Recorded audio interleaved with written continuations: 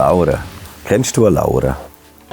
Nein, Laura kenne ich jetzt so direkt eigentlich niemand, der ich das verbinden würde. Aber der Song ist cool, er geht voraus. Und ich finde auch die Thematik schön. Hey, komm, mach einfach. Tu es. Das ist so. Man muss sich schon überlegen, kann ich das auch? Ja, natürlich, aber es ist, wenn du nie anfängst, weisst du es nicht. Der erste Schritt ist immer der schwierigste. Das stimmt, ja. Ich bin schon so in die Ferien gegangen und ich hatte keine Landkarte, aber ich habe so einen Computer aufgemacht. Ah, okay, da gehen wir her. Das war auch so ein Moment. Ja. Die Inspiration ist ja eine Art von mehreren Gesprächen, die wir auch geführt haben, nach dem Konzert zum Beispiel.